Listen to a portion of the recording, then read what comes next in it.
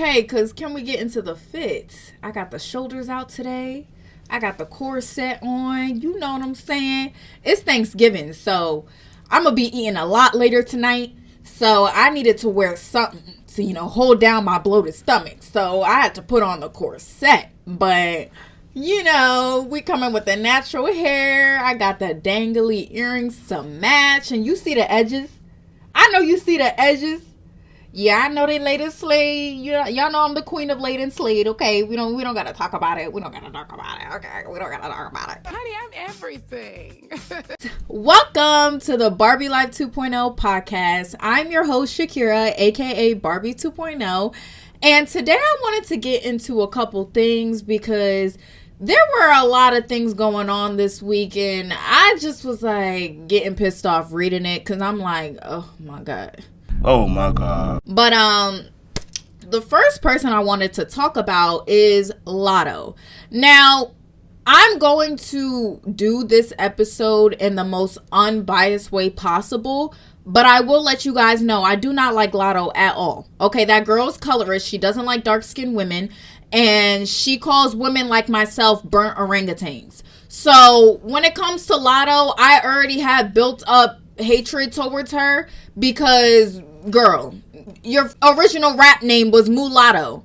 Like, this girl is the type of light-skinned girl who likes to brag about the fact that she's mixed and she's light-skinned and she has loose hair and all that stuff. So I don't really like women like that at all. They literally are disgusting to me. However, I'm going to do this episode in the most unbiased way possible and separate my feelings from this whole review. Okay?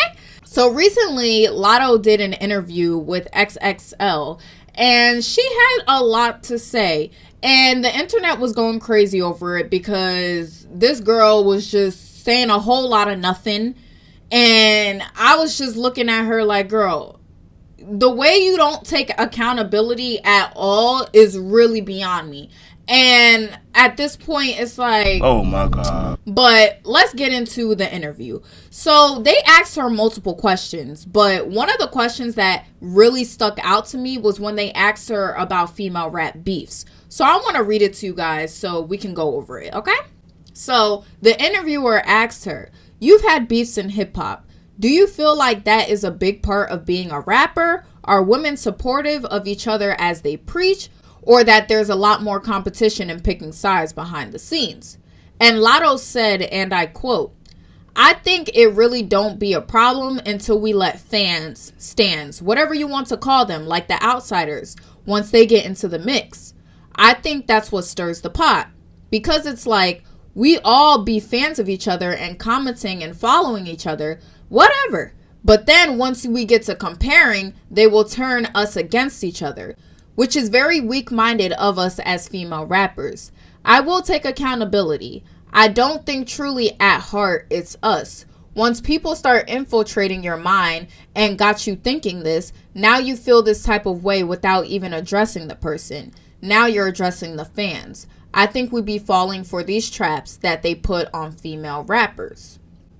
Now, there's a lot to unpack here, okay? Now, I will give Lotto her props for taking accountability when it comes to letting the fans get in your head. Because she's not wrong about the role fans play in terms of female rap beefs, okay? When it comes to a lot of female rap beefs, I will say the fans do contribute to it and they stirred the pot. However, Lotto, where you went wrong is where you're trying to put all the blame on the fans.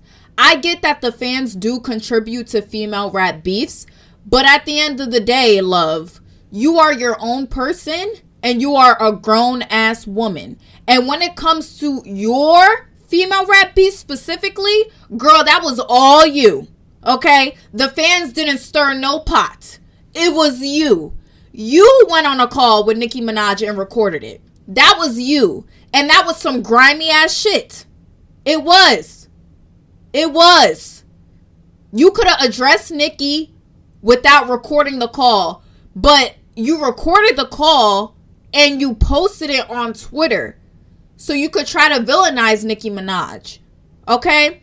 So when you did that, that wasn't the fans. That was you. You did that. You chose to do that. The fans weren't holding a gun to your head and said, you need to record this phone call with Nicki Minaj and post it on Twitter right now. No, that was you. Because you thought, okay, if I villainize Nicki Minaj and I get people on my side and get people to go against Nicki, then I'll be the queen of rap.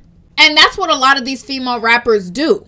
A lot of these female rappers will start a beef with Nicki Minaj because they want the spot of being the queen of rap. And they forget, for you to have the spot of being the queen of rap, you have to earn that spot through your talent and your accolades and the number of years you put in work, okay? And Lotto, you've been relevant for like 2 minutes. Yes, you've been a rapper for a long time. We do remember you on that reality TV show where you were rapping. However, you've only been a mainstream artist for like 2 seconds. So for you to start a beef with Nicki Minaj thinking that you're going to take the spot of being the queen of rap was straight delusion. And now she regrets it because she realizes that going against Nicki gon' cost you. Okay, Nicki wasn't lying when she said that. And this is what I always say. A lot of these female rappers will try to build a career off of beefing with Nicki Minaj. And they forget, you will get a lot of hype and a lot of clout in the beginning. But they forget that hype and that clout only lasts so long. Because it doesn't translate into real support. When you make the highlight of your career hating on another person, you're not going to gain real support. You're just going to gain a bunch of people who have a mutual hate for the same person. And that's not real support at the end of the day. They're going to support you online and they're going to support you in the comments, but they're not going to support you when it comes to releasing your music. And that's why as soon as she did her whole thing with Nicki Minaj, she released that song Lottery and it was a big flop. And then she had to do Put It to the Floor. And I will admit, that was a good song. And that did have a lot of hype. But she had to do it with Cardi for it to get a lot of hype. And after that, girl, you ain't had a hit since. And Put It to the Floor didn't chart high either. So she's now realizing that her making the highlight of her career beefing with Nicki Minaj didn't do anything for her. Because she had a lot of hype during the moment.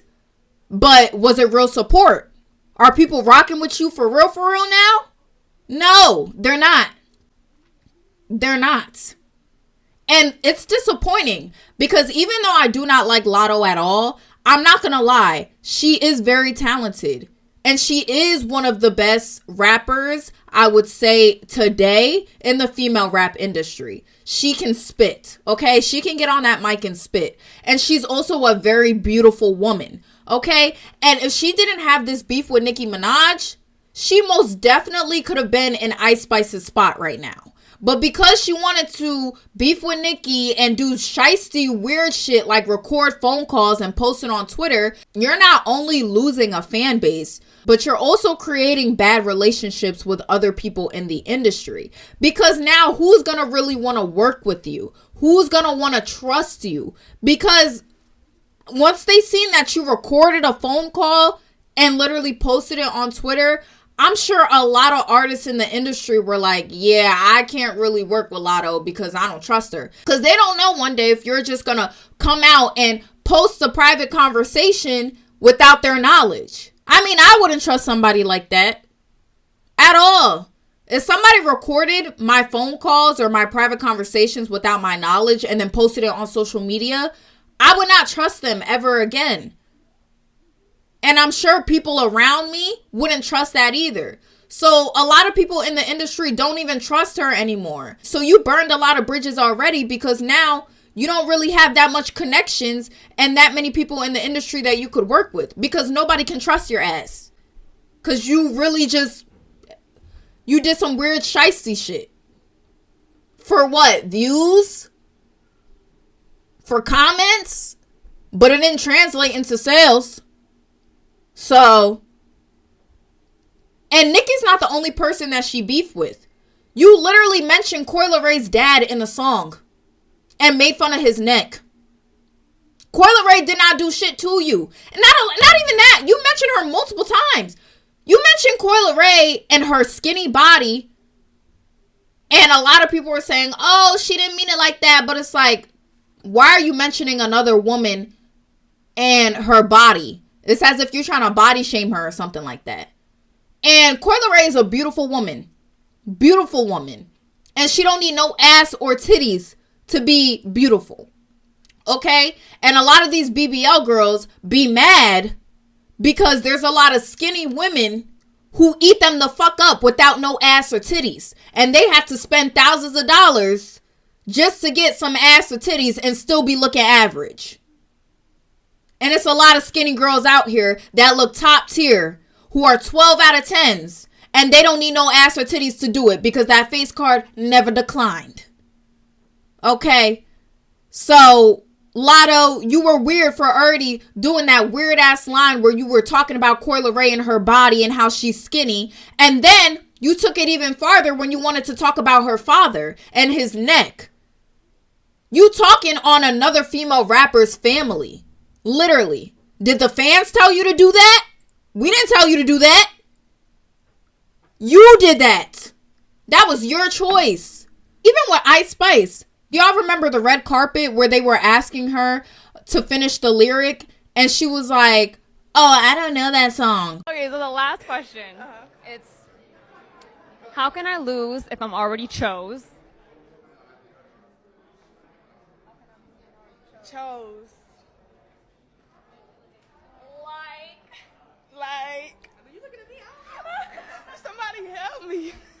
When she clearly knew the end of the lyric. Even I knew the lyric, okay?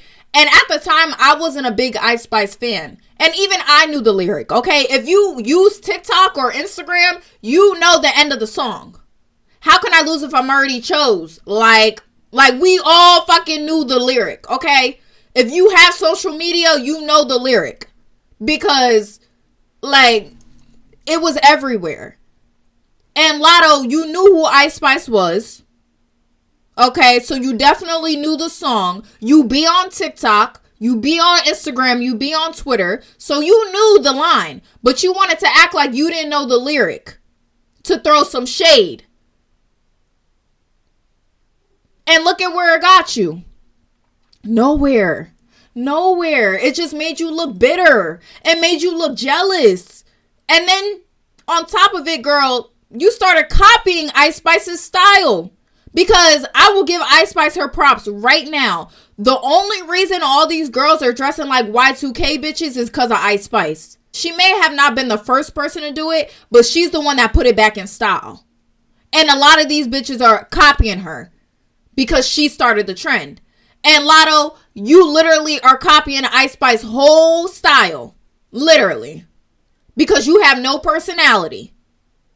And that's why your rap career is sinking. Because you have no personality. You have no identity. All you can really say for yourself is that you beef with female rappers and you can spit on a mic. That's it. But that's not going to get you far in the female rap industry at all. Like I said, you're not going to build a genuine fan base. And people are not going to really rock with you like that if you have no identity and you're just copying the next bitch. The reason why people fuck with Ice Spice and Sexy Red is because they're original. They're unique in themselves. Okay? Lotto, you just be trying to copy the next bitch. And it's not the first time that you've been accused of it. People said that you copied Rennie Rucci too. So. And it wasn't just fans that said Mulatto was copying Rennie Rucci. Rennie Rucci also noticed it as well, and she made a diss track to Lotto. And she said, and I quote, "Goddamn, Alyssa, you look like Rennie in all your pictures." And Alyssa is Lotto's government name, by the way. "How you take a bitch style, then turn around and try to diss her." So Rennie Rucci even noticed that Lotto was trying to copy her, but it also was a bunch of fans as well. So it's a multitude of things that contributed to your downfall, girl. And it all has to do with you, not the fans, okay? You made those choices. So I suggest you sit down in your house and reflect, okay? Get in the motherfucking studio and figure out how you're going to reinvent yourself. Because one, you need to get your own personality and your own identity so you can brand yourself as Lotto, not Ice Spice 2.0 or Nicki Minaj 2.0 or Rennie Rucci 2.0. No, you need to be Lotto. So get that together first. Stop trying to have beefs with all these female rappers so you can get a moment of being on the blogs, because it's not going to translate into streams. And get in the motherfucking studio and do what you know how to do, which is rap. And this is my thing. Girl, you're talented. You don't need to do all of this. And that's why I was so confused of how she was doing all these female rap beefs. Because I'm like, girl, you don't need to do this. Like, maybe Cardi B needed to do it because she's not talented. But Lotto, you can rap. Like, you didn't need to do any of that. You really could have just went out here and released music. Like, you didn't need to do it. You didn't need to do that. Like, at all. You're talented enough to the point where you don't need a drama or a scandal behind your career to get some buzz. So I don't understand why she even decided to do that in the first place. So, girl. But, child. Oh my God. That's a damn shame. So yeah, the next thing I want to talk about is Jamie Foxx. So Jamie Foxx is actually being sued for sexual assault. Now, if you're wondering why all these people are now being sued for rape and sexual assault recently, it's because the Adult Survivors Act is expiring this week, and the Adult Survivors Act allows victims to charge people for rape or sexual assault years later. So because it expires this week, there's a lot of people now who are coming out and saying that they were raped or sexually assaulted years ago. I actually read the court documents and took some notes, so I want to explain to you what's going on and what this girl's accusing Jamie Foxx of. So the girl that's suing Jamie Foxx was at dinner with her friend at the Catch NYC rooftop lounge. And the girl and her friend were seated at a table next to Jamie Foxx and the owner of the restaurant. And the girl was actually a big fan of Jamie Foxx, and she asked him for a photo. So Jamie Foxx agreed to take a picture with her, and afterwards he started complimenting her and saying comments like, "Wow, you have a nice model body." He then took her by the arm and led her to a more private part of the rooftop, and then he started groping her breasts underneath her crop top. And the girl was caught off guard, and she actually tried to step away. But Jamie Foxx allegedly stuck his hands down her pants and put his fingers inside of her coochie and her ass. And apparently the security guard was watching the entire thing, and he didn't say anything or intervene. Then the girl's friend finally came over and found her, and Jamie Foxx stopped sexually assaulting her and walked away. And the girl suing him is seeking compensation for all the pain and suffering that she has dealt with over the years after dealing with all this trauma.